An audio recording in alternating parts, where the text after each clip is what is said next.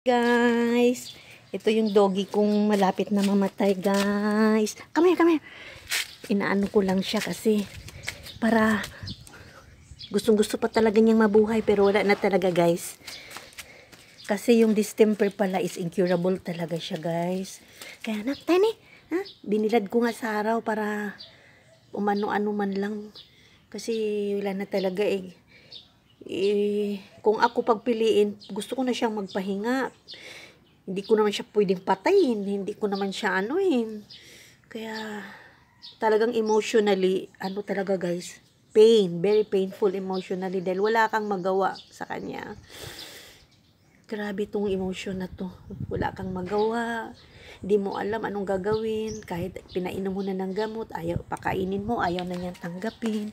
It's so hard ang distemper, kaya ingat talaga kayo sa mga doggy nyo, guys, na may distemper, guys, kasi mahirap hindi talaga siya ano, guys, na Tiny, pasok na tayo. Hindi siya madali emotionally, both of you and your pets.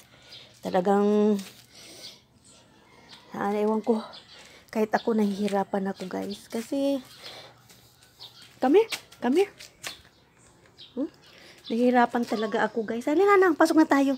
Kasi ano nga talaga, guys, yung you try to be strong pero pag nakita mo everyday na naghihirap siya, hindi, nahihirapan ka rin. At wala ka talagang magawa. Hindi mo naman kayang pumatay para lang makapahinga. Hindi mo rin alam kung kailan talaga siya mamatay. Ang hirap nitong ganito. Totoo lang, kung financially, kung may lang ako, mercy killing ko na kasi ito Kaso, din ako sa financial na, dahil may aso pa akong 3. So, guys, kayo na may mga doggy, na, yung, pag magpa-check up kayo, guys, kung magkasakit yung mga doggy nyo, or any pets nyo, tanungin nyo kaagad, kung, kung anong sakit. Pag distemper siya, guys, or parvo, distemper and parvo, guys, yan ang pinakamahirap na sakit ng animals. Hindi siya nakakahawa sa tao, pero pinakamahirap siya na sakit kasi incurable. Kahit nilano mo na ng antibiotic, nakagastos ka na ng malaki, like this, nakagastos na ako ng malaki, and hoping na makot up.